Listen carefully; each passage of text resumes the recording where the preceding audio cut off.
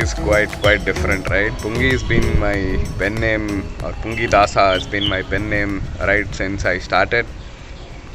I started back in 2011, I guess. It's almost been a decade. And Pungi Dasa, let's get to the point. Pungi Dasa is basically Pungi plus Dasa. Pungi in Kannada, that's my native language, is basically the snake charmer's instrument. So we've come to that conclusion, when we see the snake charmer, we see him doing the pungi and the snake moving. So what actually happens is that the snake is actually moving because of the movement and not because of the sound. But what we interpret is that we see that okay, the snake is actually moving towards the source of the sound. So very similarly, whatever I used to write was like has two meanings. The one that you just read and see, that's the literal meaning, and the one that is actually meant, so a lot deeper inside. So this is the context behind why Pungi came into existence. And the other one is Dasa. So Dasa here in South India, there's a long list of saints and poets who've basically brought in Dasa Sahitya, Kanaka Dasa, Purandara Dasa, and all of them. So these were my primary inspirations when I began, writing. So I didn't have any background as such as a literary background. I was not great in terms of expressing things. I was not an earmarked prodigy in the beginning. So it somewhere happened when I was in engineering first year, and then I started to write. So I'm basically a Swayambhu writer, and Pungidasa, fits into that sense because whatever I used to write was completely different, completely out of the normal stuff that you are, born and bred up to say, okay, this is poetry, this is how it should be.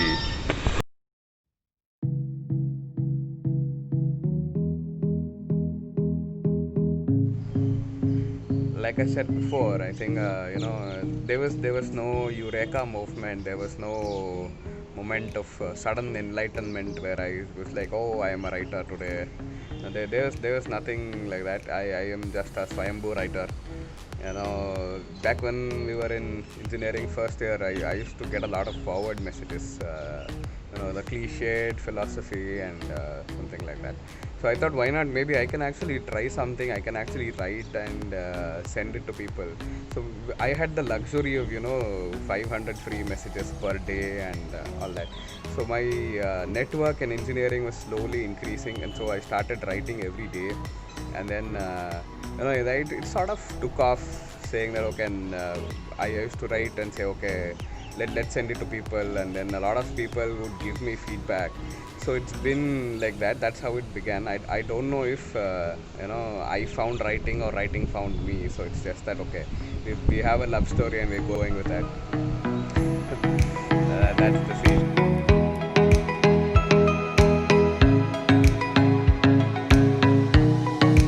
Yeah, it's been a decade. It's been 10 long years of writing, and in that almost 8.5 to 9 years of eight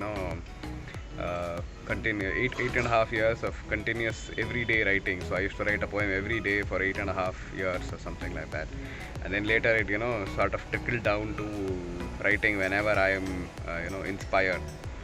uh, so if that makes me qualified to tell young or budding writers who are just now joining the bandwagon of poetry and writing in the first place, so I would really typically want you to say understand a lot of things. One very important thing is that please don't write about cliche. So cliche has already been overused. And then please don't think that likes and comments on Instagram, if you write 3 lines, 4 lines, 2 lines, something about love, something about breakup, something about sad stuff, this is going to get a lot of good connection with your readers, but I don't think that is supposed to be poetry. So if you're really interested in that, try and experiment with different forms of writing, try and experiment with collaborations with other writers, basically you should push your boundaries in such a way that okay, I have not write sonnets, okay, I'll write sonnets, haikus, then acrostic poems, and then free verse poetry. Then look at a lot. There are a lot of themes that you can actually look and write about. So you can write about mental health awareness, you can write about how it feels to be you. So bring about sense of genuinity in your writing, so that will actually be the cleanser, that will actually get people to be loyal to your following or your writing in the long run. This is an advice I would love to give young writers. Be open to experimenting, and please don't write two lines terrible tiny tales and say, oh amazing, I have like a great following. A following will take time, it'll grow organically, but don't go behind followers. Write your good content and then you will basically get them in the end.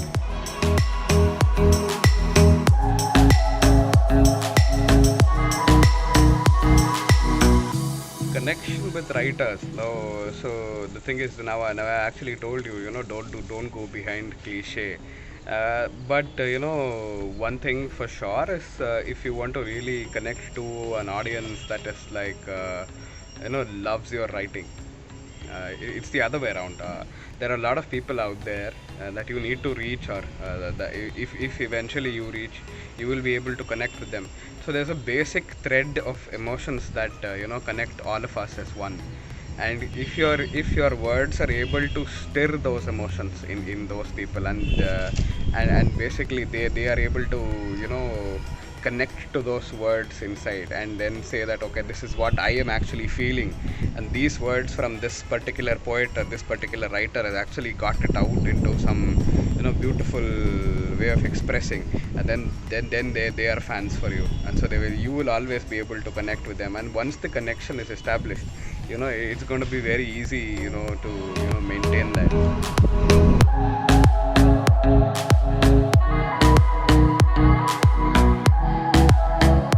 The genie usually gives 3 wishes, isn't it? So if I have to make do with one wish, then I would basically want to make sure that the genie gives everybody the power to read poetry, because poetry, if you see it's been categorized as an elite elite form of people, or are people who are elite, who have like great English, like they have PhD in terms of expressing, are the ones who are custom made or built for reading poetry, understanding poetry. And I think poetry is for everybody. Poetry is for somebody who understands life. I think you understand life, I understand life, so poetry is for you and me. So I want the genie to make sure that everybody has a by default configuration where they are like, okay, I want to write poetry, I want to read poetry, I want to enjoy poetry, I want to enjoy life. So this is something that I want to ask the genie to do. Hopefully the genie does it.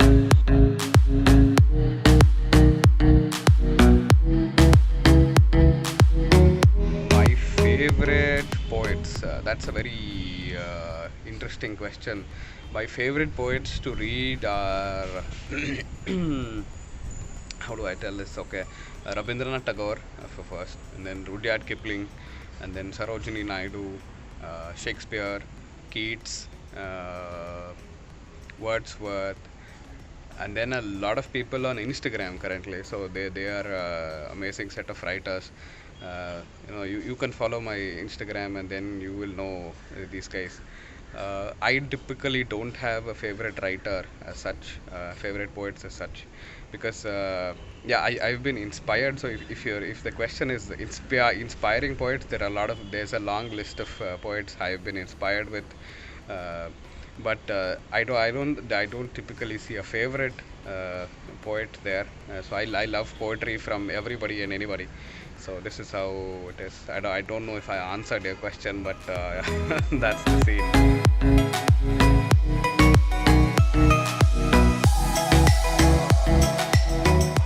5,000 poems. If I look back and say that okay, how did I write so many? I think it's still a mystery to me.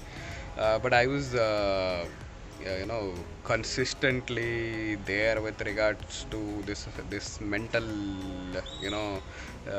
I was mental in the point of saying that okay, I will write a poem every day, And I somehow found inspiration that great Swayambhu came into picture and said, okay, we will help you write poetry. More on a serious note, I think the non-do plume or the pen name exists because it's not just me that is writing. As in, like, Sunil Satyendra is not writing these poems. There's a bigger force out there where basically I am only the medium of expressing this, and bringing out to you guys.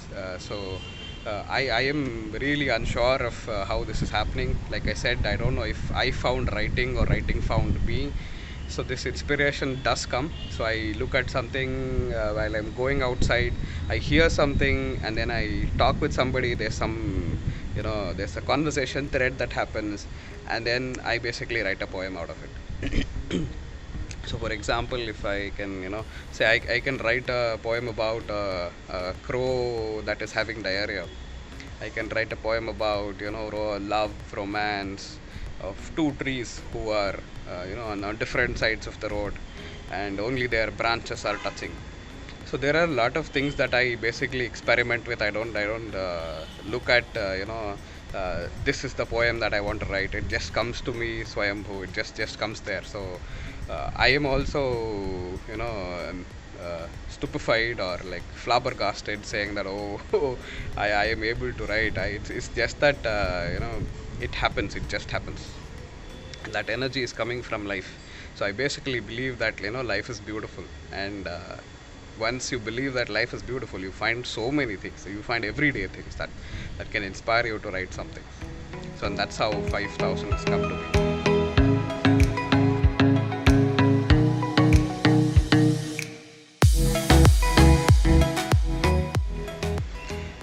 Yeah, another facet of, another phase of me is my social work.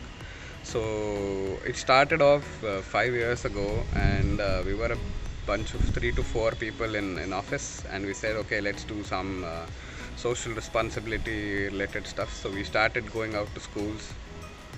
We went to orphanages, and we started with one school that had around 180, and then we went to a school that had 350, and then another school that has 600. So our focus was only on schools that are outside Bangalore and the rural areas. So a lot of focus needs to be given on education, and I primarily believe that, there's something called as the power of possibility. So this is something I primarily also believe in. And to give you a brief background, I my education completely was through scholarships, and a lot of people helped me get to the point where I could finish my engineering and get a job. So I just want to pay it forward with as little as I can. So we started with 3 to 4 volunteers, 2 to 3 visits per year to a school or an orphanage, and now it's basically become a ritual. So every 2 Saturdays, everybody knows that, okay, I will not be at home, I'll be at the school and I'll be teaching. And this desire, or this deep determination to help somebody who's in need, and to give them a fighting chance, and to give them that possibility of them making it big in life. So this is something that really pushes me to go to schools and give my little time and just make sure that they're confident. I'm not sure as to the achievements, in terms of the numbers, but then we had kids becoming more confident, and then that is the biggest takeaway for me. So all those kids who used to sit silently when we used to go to class, once we go to the class now, they come running up to us, give us a hug, and say, thank you so much for coming, we missed you. That feeling, is priceless. So, and then, coming to the power of possibility, when we started, we had like 5 volunteers. Over the last 5 years, I think I have interacted with close to 300 plus volunteers. We've made 7,000 plus paper bags.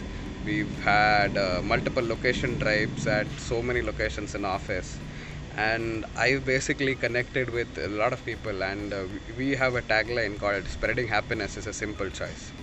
So it's a very simple choice that a lot of people consciously and consistently make, and this is how it's been. So in case anybody who's seeing this interview is inspired to bring a change, you can always get in touch with me how to do it. So we basically have I basically have experience in terms of teaching kids, teaching security guards, housekeeping staff in office with regards to English, computer science. We've made paper bags, we've had environmental drives. I am trying to basically now get into this zero waste space, become somebody who composts at home, inspires others to basically reduce the number of waste that we are sending to the landfills. So this is again power of possibility coming into picture, and this also is a part of my writing. So I never knew that I could be a writer, I could be somebody who could inspire others, who could bring others out of their pain and give them some sort of happiness. And this is actually continued on to the social work. Social work is also part of my writing is also part of my social work. So when you have stories to tell people, you will always find stories. So yeah, so it's been quite an inspiring journey. Thank you for asking this question. It's a good thing that you did ask this.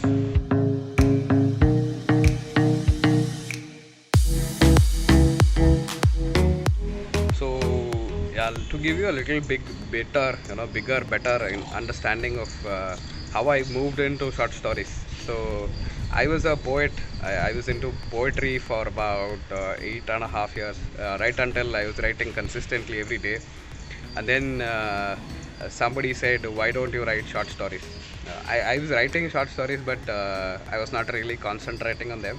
And later in 2018, I took a break, and then I started writing short stories. So my first short story book called 13, with 13 stories. I self-published it. I sold around like 400 plus to copies and like 80 plus ebooks. So I suddenly discovered that I could actually write short stories. I was basically very inspired by the one, the only, the legend R.K. Narayan. And his books Swami and his friends have been a great influence in terms of my writing. So the first book 13 was a dedication to R.K. Narayan, and it took off. And then came colorful stories in black and white, and then came a dedication to my mother called Amma. So it's short stories that are more in terms of anecdotal stories. So I've basically experimented with short stories for the last 3 years. And the response has been absolutely amazing. It's far overtaken the poetry that I've written, but the short stories are a different genre and a different way of connecting with people. And with the lockdown beginning, I said, I can't typically take the investment in printing books, so I thought I will do a subscription. So it's like your Netflix, so you can decide what you want, but it's a reduced version of it, so it's a work in progress. So my short stories are typically R.K. Narayan. They are typically reminding you of your childhood nostalgia. They are little nuances of moral stories for kids, and there are stories that will change your perspective forever. These are stories that I write, hardly 3 or 4 pages. It will be sent to you on your WhatsApp or your email through a PDF on Saturdays or Sundays. You can choose that. There are about 6 genres or 6 smaller genres that I write about, and you can choose any of the 4. And so basically the subscription in its third half, or the third subscription, is going to begin in the 3rd week of August. So it's like 10 weeks, 10 stories, and there's a subscription fee allotted to it. So if you're interested, you can always get in touch with me, and we can take this forward, and you can get to read amazing stories sitting at your home, in your balcony, or wherever you love to read short stories. So this is an experiment I've tried with. Right now I have around 50 subscribers overall in the last 3 tries. So I'm hoping to reach you guys, get to bring a smile on your face when you read those stories and go back to your childhood. You send it to others and they go back to their childhood. and this possibility of bringing a smile on some random strangers smile face, and then they becoming really close friends later is been a story that's repeated over and over again. So whether it's been poetry or short stories or anything of that sort, this is how it's happened, the connecting with absolute strangers who you have no idea about, but then they read something and then they are like, oh, we are best friends forever. So this is something that happens, stories, and this is why I keep writing them. I love writing them, and I would love for anybody else to start reading it, so they can always get in touch.